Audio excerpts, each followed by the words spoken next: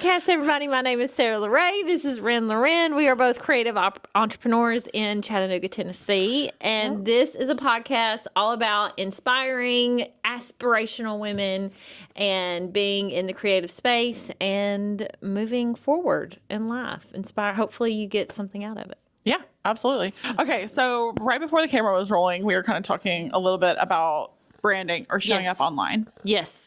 And over the past, 5 to 7 years, it's looked different for both of us in different seasons. And it's been interesting. So pre-COVID, I was a destination wedding photographer. And then with COVID, I started my family and then have transitioned a little bit more into more commercial corporate work, more branding and things like that, and less weddings, although I still pop into weddings every now and then. I love a good wedding.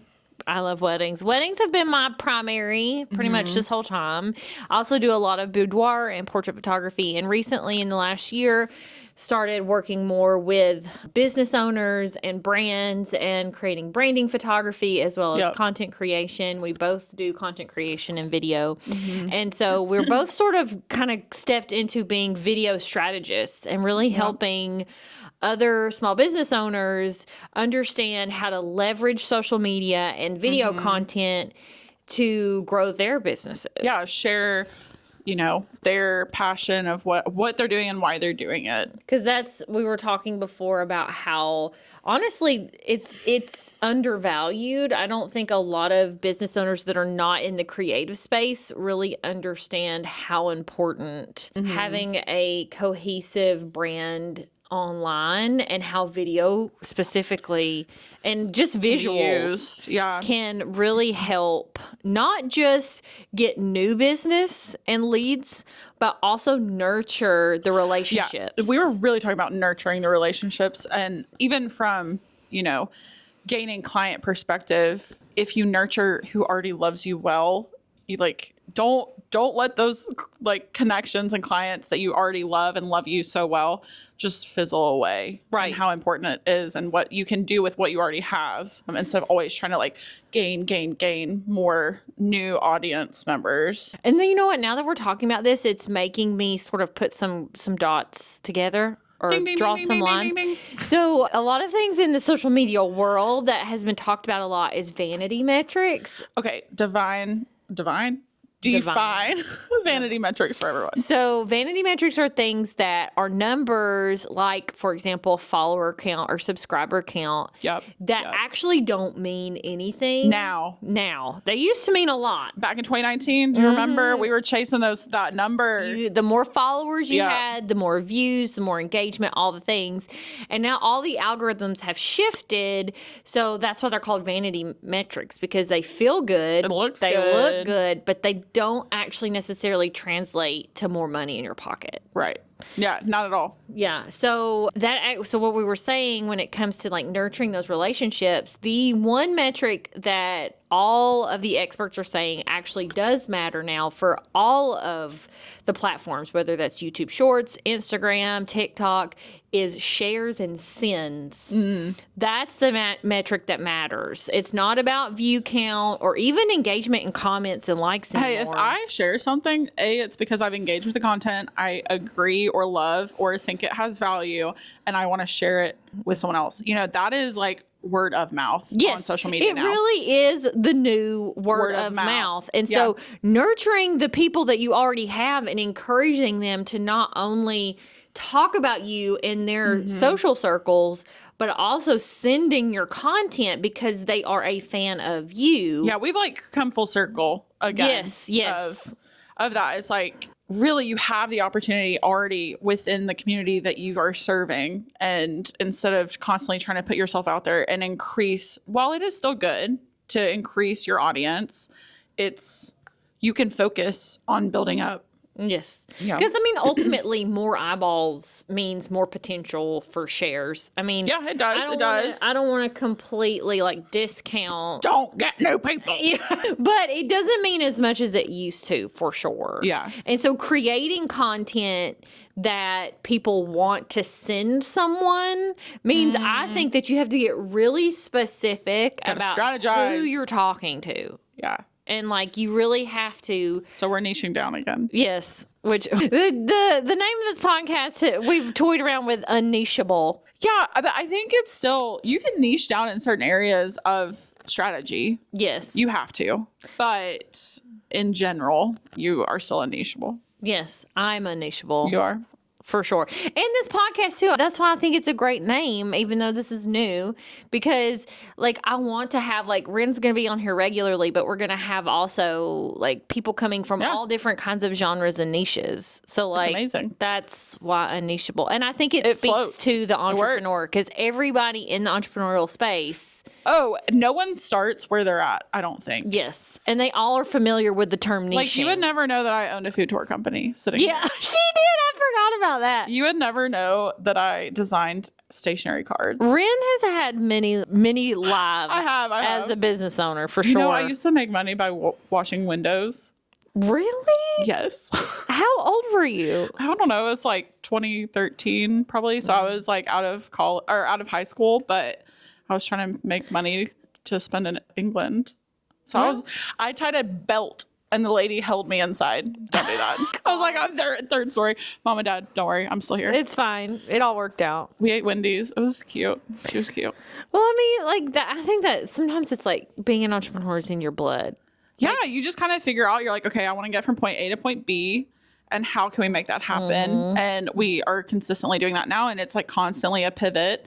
And something we were talking about even with content creation is how we kind of have an idea and we form a strategy, and then we take the metrics of what is doing well, what's being opened, what's being shared, and then either continue down that path or we do pivot. Yes. And one thing I think when I'm working with branding is like they think they're saying something, but the audience is not hearing that. Yes. And how to take the reality of what the audience is loving and what they're paying for and actually aligning it, you know, because I feel like a lot of entrepreneurs can be fragmented.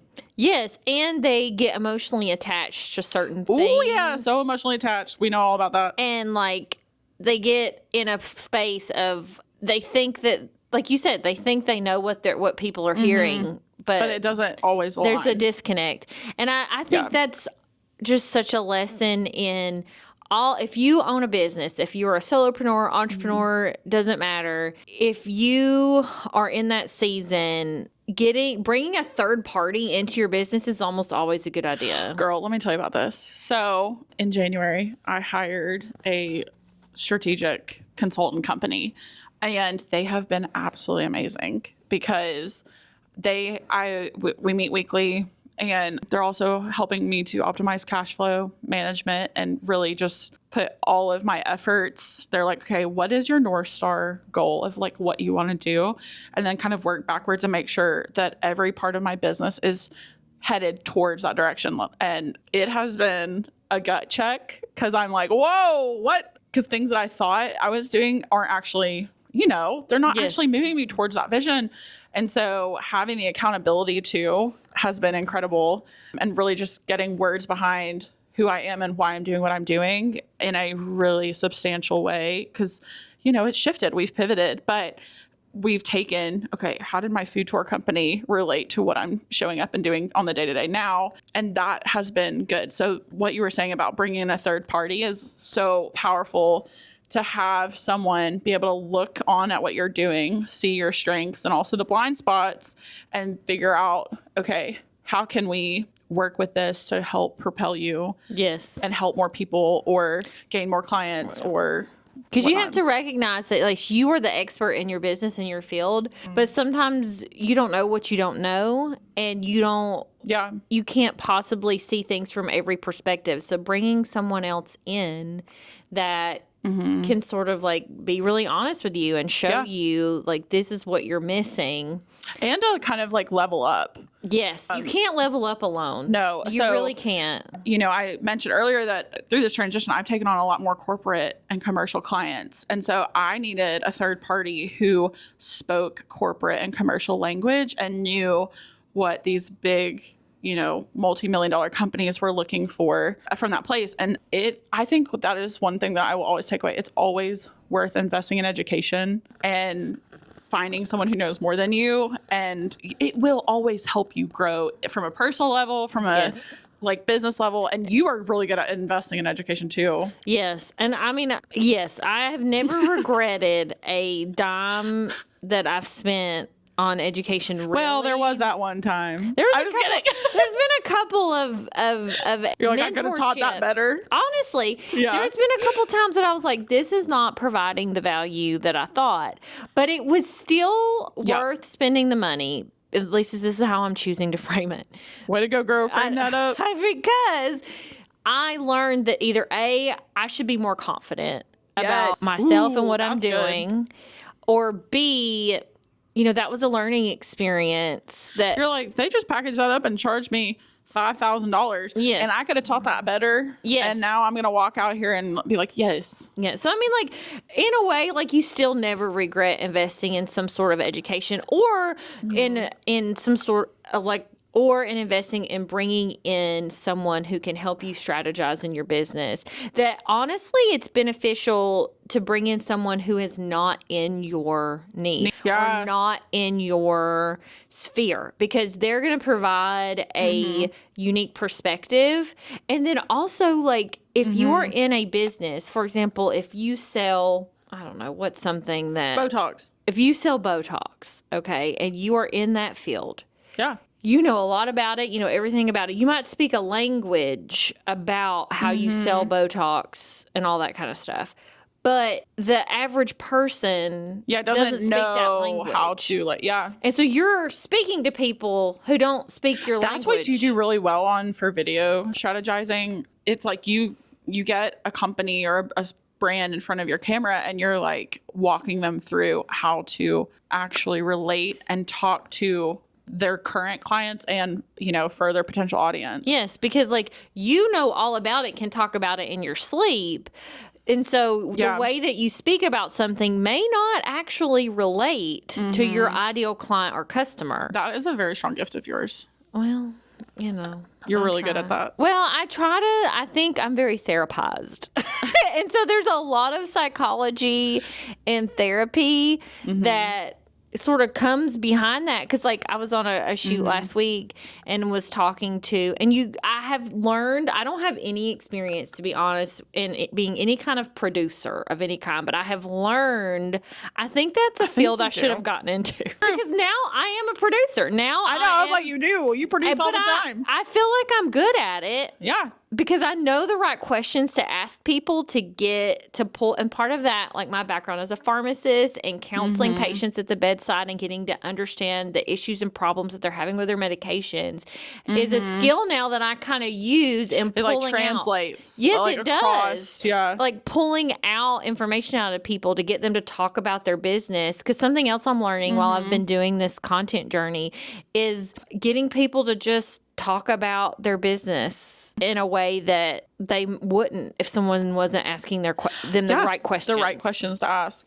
And it's a nice, like, reminder when someone asks you, like, why are you doing that? I'm like, oh yeah, this is why I'm doing this. Oh yeah. And, you know, and, like, that's just a lesson in entrepreneur. Nobody really knows what they're doing. You know what I mean? Like, it's like every day you're like trying to make it work. And everybody like, learns. Is this serving my clients well? Is this serving my family well? Is this helping me to live out my calling? Is this all the different things? Which we could talk about that too. Yes. Adulting is just faking it till you make it sometimes. Like, and you just get experience as you go, and then eventually you do know what you're talking about and doing. But I see so many people so fearful, especially when it comes to creating content or they don't want to show a business. Yeah, They're so fearful about, well, I don't know how to do that. I actually get in this argument with my husband all the time because I always say he doesn't want to do anything unless he's already an expert at it. Like, if he doesn't know how to do it exactly, just, like, checked out. He's not good. He's like, I'm just going to get somebody else that knows what they're doing. And or I'm like, I can figure out how to do anything. Let's. I feel like there's a few places that I would do that. Listen, I'm not going to mess with electricity. I will hire an electrician. I'm not going to teach myself maybe a little bit. I know how to replace a ceiling fan, but, like, I'm not trying to rewire my house yet, you know? True. Yeah, there's some things that you should leave to the professionals. But I say that as, like, I'm just trying to stand up for Josh here. I know, right? I feel like, I say that in an effort to be, you know, sort of inspirational, that if you are, like, having roadblocks, if you feel stuck, that like you can figure it out. I have a perfect example of this. Okay. So remember when I knew I wanted to blog and I had all of the pieces to blog, but I could not mentally put it together. Yes. Like there was not and so Sarah and I went on this trip to Richmond, Virginia. And I'm like, Sarah, listen, I need to know how to do this. And she's like, Ren, it is actually so easy. Why are you having problems with this? I'm like, I can't mentally like put it together, the pieces, the workflow. And then it took 5 minutes and you're like, literally. Boom, boom, boom, boom. And then I was like, oh, what? She'd already done it. It was just like, I hadn't put it all together and like pushed a button. I think that was more executive dysfunction. You think it was? I don't know what it was. But looking back, I'm like, it was one of those things where I felt stuck and it kind of loops around with education. Mm-hmm. I didn't pay you for that, but I definitely sought you out and I was like, you know how to do this. Help me. You paid me in friendship. That was a fun trip. That was not what we thought it was going to be, but it turned into be one long therapy weekend. It was a lot of asking questions. That I still think about regularly to this day. It started for me and you probably this like... It really did, yeah. This like, what? Why are we the way that we are? We thought this was going to be like a business... How to Grow Your Wedding Photography Business Conference by Caitlin James. It was her first ever business course. Yes, we had taken it. It was a great course. I loved a great course. All of her stuff was great. And we thought it was going to be like, we're going to, go learn how to grow these big businesses. And it was one long therapy weekend. We totally did not expect it. It was what we needed, though, in that season. It was what we need. Shout out to Caitlin James for many things, but because it is like in order, you get to a certain point in life and business where you can only grow so much before you have to grow on the inside to get the next step forward. Oh, absolutely. I feel like that is a big entrepreneurial characteristic of you're constantly faced with just the inner challenges of, imposter syndrome and that might be one of my favorite things about being an entrepreneur, honestly, other than like having the freedom of my time, is the fact that it does constantly push me and challenge me to prioritize my mental health and to think. We like to think deeply. But we think deeply differently. We very much do. And that should be a whole podcast for another time. Let's do a little because we definitely think deep. That's a good way of putting it. Yeah, because I started college with intentions of going into pharmacy. I started as a chemistry major at UT Knoxville. She is a pharmacist. We're both photographers. We have a lot of overlap we both love travel. I am not a Disney adult. I've been to Disney twice. I just don't even know. But I love Sarah for being one because I'm like, you go, girl. I love it. And we both had Ren is, I think, I would say more spiritual for sure. And definitely has that, definitely is a thing that colors the way that we see things differently. But it's a good way to put it. Yeah. Yeah. Because I look out and I see Jesus. And that's just I just don't necessarily see it the same. So we have good conversations. Yes. Because that is one thing that I love about us is we always will go to those places. Yeah, and without fear. I'm like, what are you doing? What? I'm like, look at this very specific instance in my life. Clearly that was Jesus. And you're like, I don't know. You're like, maybe.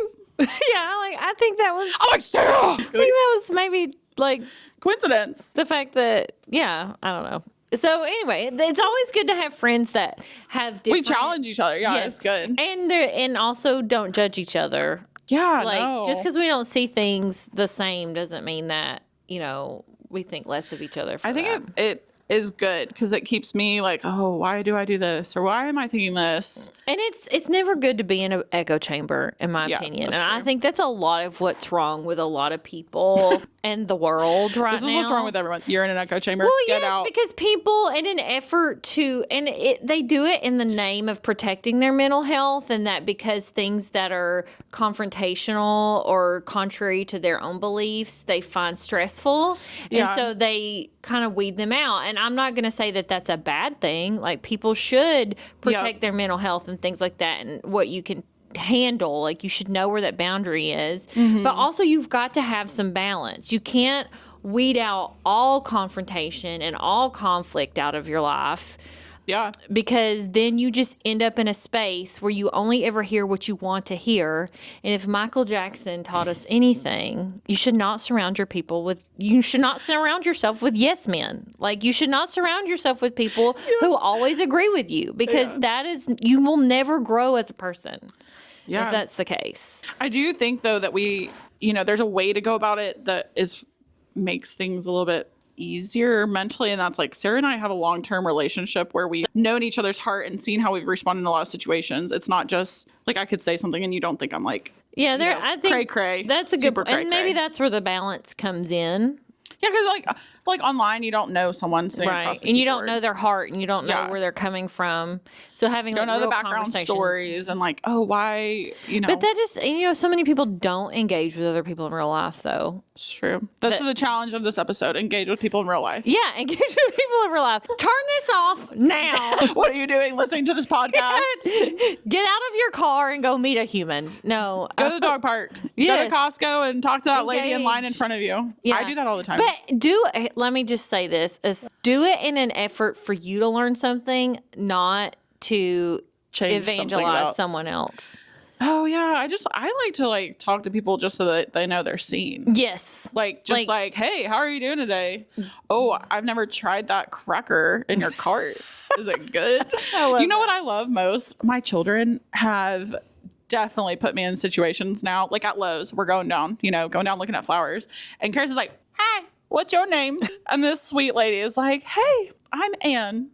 And she's like, what's your name? And they have this conversation. And anyways, I'm like, we're looking for peonies, and she's like, oh, honey, don't buy those. I've got a ton on my farm at Flat Top. Just come up here. Oh. I get her number and we have exchanged. I'm gonna have to go get these peonies. She's like, I don't actually like them. They die really quick. Come dig them up. And I'm like, it's those little, there was so much life that came from Kara's just being like, hi, what's your name? And that really kind of circles back to like what we were originally talking about, which is, in business and building business and brands, there's so many networking opportunities around every corner. Yeah. You don't necessarily have to just go to these like networking events. It's very intentional. Oh yeah. Just so true. having like real interactions and conversations with people and at Lowe's, you never know where those Girl, let me tell you one of my favorite stories real quick because we got to wrap this up. But for today, so I was buying a thing off Facebook Marketplace for my bathroom. And I'm having this nice chat with this girl. She's like cute. I can tell she's like young and involved in a lot of things. She's like, what do you do? I'm like, oh, I'm a photographer. She's like, oh, do you ever do headshots? I said, yes, of course. And then, so she works at a landscaping company. She remembered my name like months later, and I get a text from her that it was a short Facebook Market interaction, but we had enough connection, and in that moment she remembered me, top of mind. I went out, did the landscaping stuff, and then I'm about to do a couple session of her and I think boyfriend and dogs. So yeah, I'm so excited. Yeah. Again, it's months, and it was Facebook Marketplace. And that's the other thing that people have to know too about. Sometimes I think people get discouraged when it comes to networking because they don't see like an immediate return. Yeah, it was a few months later. But the reality is networking doesn't pay off it's a long game. Like the relationships that you build. Content creation too. Mm-hmm. It's like what you do now, you probably won't see the return of for 6-8 months, depending on what you're doing. And in my wedding business, like I don't do a lot of advertising for wedding stuff. You got the yes, because I've created all these relationships over the years, and you got every bridesmaid locked. If I am a bridesmaid at Sarah's wedding, I gotta hire you. You know what I mean? Yeah. I mean, I want to be a Sarah Lorraine bride. If I have ever been at your wedding, you and Drew need to renew your vows. Okay. We're coming up on 10 years, so I could do that. You really should. Oh, that would be fun. Can you please fall in a creek? Yeah. Okay. Well, thank you so much for joining us on the podcast. That's a wrap. If you like this video, please give us a like. Let us know in the comments what you liked, what you thought was insightful, what you agreed with, what you disagreed with. Just let us know. Lay it on thick. We'd love to hear it. Also, if you'd like to be a guest on the podcast, please drop it below. Send me a DM. I would love to hear from you. Can you put a link right here? Yes, we'll put a link somewhere in here. And again, you're going to see more of us, so make sure you hit that subscribe button and the bell notification when we post new videos. But thank you, and we'll see you next time. Love you guys. Bye. Inspire and be aspirational. Yes.